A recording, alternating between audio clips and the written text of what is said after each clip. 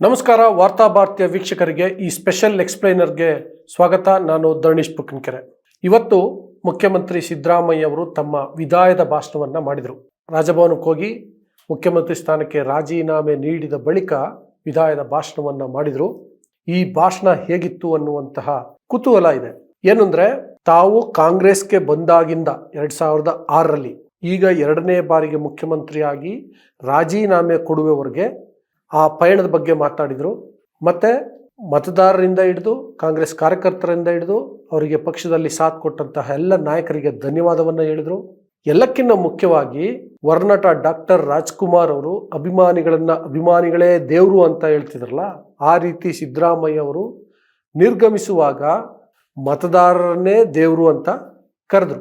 ಹೀಗೆ ಅವರ ಭಾಷಣ ಇತ್ತು. ಇದರಲ್ಲಿ ವಿಶೇಷ ಅಂತ ಅನಿಸಿದ್ದು ಅಂತಂದ್ರೆ, ಅವರು ಒಬ್ಬ ಮನೆಯ ಹಿರಿಯ ಯಜಮಾನಿಕೆಯನ್ನ ಇನ್ನೊಬ್ಬರಿಗೆ ಹಸ್ತಾಂತರಿಸುವಾಗ ಹೇಳ್ತಾರಲ್ಲ, ಮನೆಯ ಬಗ್ಗೆ ಹೇಳಿ ಕೊಡ್ತಾರಲ್ಲ, ಆ ರೀತಿ ಇತ್ತು. ನಾನು ಸಾಲ ಮಾಡಿ ಹೋಗ್ತಿಲ್ಲ, ಈ ರಾಜ್ಯದ ಮೇಲೆ ಸಾಲದ ಹೊರೆಯನ್ನ ಹೊರಿಸ್ತಿಲ್ಲ ಅನ್ನೋದನ್ನ ಅಂಕಿಅಂಶಗಳ ಸಮೇತ ಹೇಳಿದ್ರು. ಅಷ್ಟೇ ಅಲ್ಲ, ರಾಜ್ಯದ ಆರ್ಥಿಕ ಸ್ಥಿತಿಯ ಬಗ್ಗೆ ಕೂಡ ಮಾತನಾಡಿದ್ರು. ಸಿದ್ದರಾಮಯ್ಯ ಅವ್ರಿಗೆ ಫೈನಾನ್ಸ್ ಡಿಪಾರ್ಟ್ಮೆಂಟು, ಬಜೆಟ್ಟು, ಲೆಕ್ಕಾಚಾರ ಅಂದರೆ ಅದೇನೋ ಒಂದು ಉತ್ಸಾಹ ಬಂದ್ಬಿಡುತ್ತೆ. ಇದಕ್ಕಿದ್ದಂತೆ ಅವರು ಭಾಳ ಡೀಟೇಲ್ ಆಗಿ ವಿಸ್ತರಿಸಲಿಕ್ಕೆ ಹೋಗ್ಬಿಡ್ತಾರೆ. ಇವತ್ತು ಕೂಡ ಹಾಗೆ ಮಾಡಿದರು. ಒಂದು ಫ್ಯಾಷನ್ ಆಗಿ ನೋಡ್ತಾರೆ ಅದನ್ನು. ಇವತ್ತು ಕೂಡ ಅಷ್ಟು ಡೀಟೇಲ್ ಆಗಿ ಹೇಳಿ ರಾಜ್ಯದ ಹಣಕಾಸು ಸ್ಥಿತಿ ಹೇಗಿದೆ ಅನ್ನೋದನ್ನು ವಿಸ್ತರಿಸಿ ತಾವು ಲೆಕ್ಕ ರಾಮಯ್ಯ ಅನ್ನೋದನ್ನು ಕಡೆಯ ದಿನವೂ ಕೂಡ ಸಾಬೀತುಪಡಿಸಿದರು. ನೆಕ್ಸ್ಟು ಅವರಿಗೆ ರಾಜ್ಯಸಭೆಗೆ ಆಫರ್ ಮಾಡಿದ್ರು ಅನ್ನುವಂಥದ್ದೆಲ್ಲ ಚರ್ಚೆ ಆಗ್ತಾ ಇತ್ತು. ಅದಕ್ಕೆ ಸಂಬಂಧಪಟ್ಟಂಗೆ ಪತ್ರಕರ್ತರು ಪ್ರಶ್ನೆಯನ್ನು ಕೇಳಿದರು. ಅದಕ್ಕೆ ಪ್ರತಿಕ್ರಿಯಿಸಿದಂಥ ಸಿದ್ದರಾಮಯ್ಯ, ಹೌದು ನಿಜ, ನನಗೆ ರಾಜ್ಯಸಭೆಯನ್ನು ಬನ್ನಿ ಅಂತ ಹೇಳಿದರು, ಆದರೆ ನಾನು ಹೋಗಲ್ಲ, ಇಲ್ಲೇ ಇರ್ತೀನಿ ಅಂತ ಒನ್ಸ್ ಅಗೇನ್ ಕನ್ನಡ ರಾಮಯ್ಯ ಅನ್ನೋದನ್ನು ಕೂಡ ಸಾಬೀತುಪಡಿಸಿದ್ರು ಸಿದ್ದರಾಮಯ್ಯ.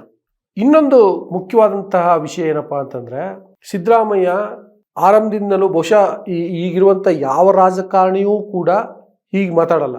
ಬುದ್ಧ, ಬಸವ, ಬಾಬಾ ಸಾಹೇಬರ ಬಗ್ಗೆ, ಸಿದ್ಧಾಂತದ ಬಗ್ಗೆ, ಸಮಾಜವಾದದ ಬಗ್ಗೆ, ಸಂವಿಧಾನದ ಬಗ್ಗೆ, ಸಮಾಜದ ಬಗ್ಗೆ ಮಾತಾಡಲ್ಲ. ಇವರು ನಿರಂತರವಾಗಿ ಮಾತಾಡ್ಕೊಂಡು ಬರ್ತಿದ್ದಾರೆ. ಅವರು ಹೇಳಿದರು, ನಾನು ಈ ಸಿದ್ಧಾಂತವನ್ನು ನಂಬ್ಕೊಂಡಿದ್ದೀನಿ, ಅವರ ತತ್ವ ಆದರ್ಶಗಳು ನನಗೆ ಮಾದರಿ ಅಂತ ಅಂದ್ಕೊಂಡಿದ್ದೆ, ಅದನ್ನೇ ಮಾಡಿದ್ದೀನಿ, ಸಿದ್ಧಾಂತದಲ್ಲಿ ರಾಜಿ ಆಗಿಲ್ಲ ಅನ್ನುವಂಥದ್ದನ್ನು ಬಹಳ ಸ್ಪಷ್ಟವಾದಂಥ ಶಬ್ದಗಳಲ್ಲಿ ಸಿದ್ದರಾಮಯ್ಯ ತಿಳಿಸಿದರು. ಇನ್ನೊಂದು ಅಂಶ ಏನಪ್ಪ ಅಂದರೆ, ವಿಶೇಷ ಅಂತ ಅನಿಸಿದ್ದು ಅಂತಂದರೆ, ನೋಡಿ, ಸಿದ್ದರಾಮಯ್ಯ 17 ಬಜೆಟನ್ನು ಮಂಡಿಸಿದ್ದಾರೆ. ದೇಶದಲ್ಲಿ ಅತಿ ಹೆಚ್ಚು ಬಜೆಟನ್ನು ಮಂಡಿಸಿರೋದು ಗುಜರಾತಿನ ವಜುಭಾಯ್ ವಾಲಾ. ಕರ್ನಾಟಕದ ಮಟ್ಟಿಗೆ ಸಿದ್ದರಾಮಯ್ಯ ಅವರೇ ಅತಿ ಹೆಚ್ಚು ದಾಖಲೆಯ ಬಜೆಟನ್ನು ಮಂಡಿಸಿರೋದು. 2 ಬಾರಿ ಉಪಮುಖ್ಯಮಂತ್ರಿ, 2 ಬಾರಿ ವಿರೋಧ ಪಕ್ಷದ ನಾಯಕ, 2 ಬಾರಿ ಮುಖ್ಯಮಂತ್ರಿ ಆಗಿ ಕೂಡ ಅವರೊಂದು ಮಾತು ಹೇಳಿದರು, ನಾನು ರಾಜಕಾರಣವನ್ನು ಗಲ್ಲಪೆಟ್ಟಿಗೆ ಅಂತ ಅಂದ್ಕೊಂಡಿಲ್ಲ, ಅಂದರೆ ಆ ಮುಖಾಂತರ ದುಡಿಬೇಕು ಅಂತ ಅಂದ್ಕೊಂಡಿಲ್ಲ. ಗಲ್ಲಪೆಟ್ಟಿಗೆ ಅನ್ನೋ ಪದನ ಅವ್ರು ಬಳಸ್ತಿಲ್ಲ, ಆದರೆ ಅಧಿಕಾರವನ್ನು ಹಣದ ಸಂಪಾದನೆ ಮಾಡಬೇಕು ಅಂತ ಅಂದ್ಕೊಂಡಿದ್ದಲ್ಲ ಅಂತ ಹೇಳಿದರು. ನೋಡಿ, ಸಿದ್ದರಾಮಯ್ಯ ಅವರು ಭ್ರಷ್ಟರೇ ಅಲ್ಲ ಅಂತ ಹೇಳಲಿಕ್ಕಾಗದೇ ಇದ್ದರೂ ಇವತ್ತಿನ ಬೇರೆಲ್ಲ ರಾಜಕಾರಣಿಗಳಿಗೆ ಹೋಲಿಸ್ಕೊಂಡ್ರೆ ಅವರನ್ನು ಯಾವ ಸ್ಥಾನದಲ್ಲಿ ನಿಲ್ಲಿಸಬೇಕು ಅಂತ ನೀವೇ ನಿರ್ಧಾರ ಮಾಡಿ. ಬಟ್ ಅವರು ಆ ಮಾತನ್ನು ಹೇಳಿದ್ರು, ಅದು ವಿಶೇಷ ಅಂತ ಅನ್ನಿಸ್ತು, ಅದಕ್ಕೆ ನಾನು ನಿಮ್ಮ ಮುಂದೆ ಇಟ್ಟೆ. ಸೊ ಹಾಗೆಯೇ ಸಿದ್ದರಾಮಯ್ಯ ಈಗ ಅದೆಲ್ಲ ಮುಗೀತು, ಇನ್ನೇನು ವಾಟ್ ನೆಕ್ಸ್ಟ್ ಅನ್ನುವಂಥ ಪ್ರಶ್ನೆ ಬರುತ್ತಲ್ಲ, ಅದಕ್ಕೆ ಅವ್ರು ಹೇಳಿದರು, ನಾನು ಕಡೆಯವರೆಗೂ ಕೂಡ ಕೋಮು ಶಕ್ತಿಗಳ ವಿರುದ್ಧ ಹೋರಾಡ್ತೀನಿ ಅಂತ. ಮತ್ತು ಸಂವಿಧಾನಕ್ಕೆ ಅಪಚಾರ ಆದರೆ ನಾನು ಅದರ ವಿರುದ್ಧ ನಿಲ್ತೀನಿ ಅಂತ, ನಾನು ಹೋರಾಟವನ್ನು ಮುಂದುವರಿಸ್ತೀನಿ, ರಾಜಕೀಯವಾಗಿ ಸಕ್ರಿಯವಾಗಿರ್ತೀನಿ ಅನ್ನುವಂಥ ಸಂಗತಿಯನ್ನು ಕೂಡ ತಿಳಿಸಿದರು. ಇದು ಕೂಡ ಅವರ ಭಾಷಣದ ಒಂದು ಪ್ರಮುಖವಾದಂತಹ ಅಂಶ. ಒಟ್ಟಾರೆಯಾಗಿ ಸಿದ್ದರಾಮಯ್ಯ ಈ ಥರದ, ಅಂದರೆ ನಾನು ಪ್ರಮುಖವಾದಂಥ ಸಂಗತಿಗಳನ್ನು ಮಾತ್ರ ನಿಮ್ಮ ಮುಂದೆ ಇಟ್ಟಿದ್ದೀನಿ, ಇದು ಹೊರತಾದಂಥ ಇನ್ನೂ ಒಂದಷ್ಟು ಸಂಗತಿಗಳು ನಿಮಗೂ ಅನ್ನಿಸ್ಬೋದು, ಅದನ್ನು ನೀವು ಕಾಮೆಂಟ್ ಬಾಕ್ಸಲ್ಲಿ ತಿಳಿಸಿ.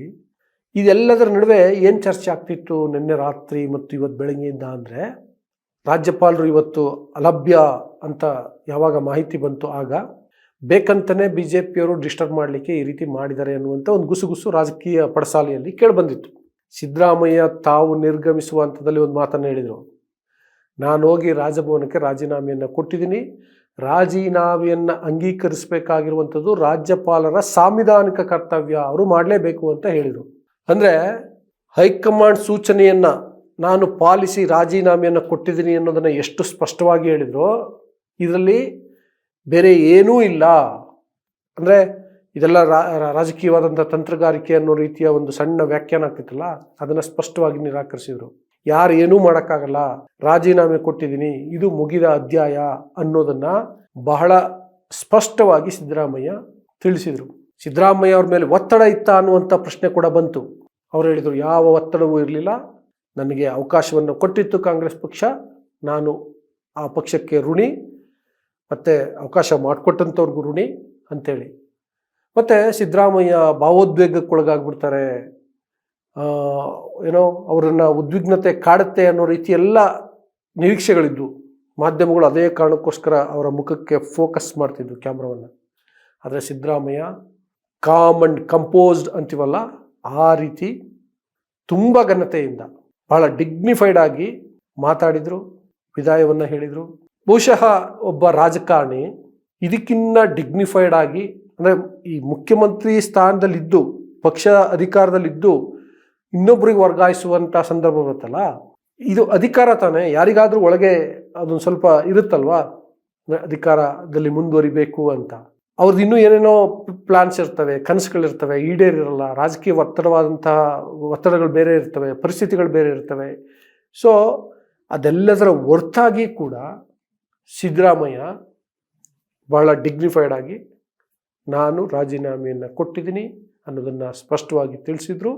ಇದರಲ್ಲಿ ಯಾವ ಮುಚ್ಚುಮರೆ ಇಲ್ಲ, ಹೈಕಮಾಂಡ್ನ ಒತ್ತಡ ಇಲ್ಲ, ಒಂದು ರೀತಿಯಲ್ಲಿ ಬೇಸರವನ್ನು ಕೂಡ ಅವರು ತೋರಿಸ್ಕೊಳ್ಳಿಲ್ಲ. ಅಷ್ಟರ ಮಟ್ಟಿಗೆ ಪತ್ರಿಕಾಗೋಷ್ಠಿಯಲ್ಲಿ ಸುವಿವರವಾಗಿ ಒನ್ಸ್ ಅಗೈನ್ ಅವರು ಹಾಸ್ಯಮಿಶ್ರಿತವಾಗಿ ಕೂಡ ಮಾತನಾಡಿದರು. ಪತ್ರಕರ್ತನ ಸ್ವಲ್ಪ ಕೆಣಕೋದು, ಕಿಚಾಯಿಸೋದು, ಇದನ್ನೆಲ್ಲವನ್ನು ಮಾಡಿದರು.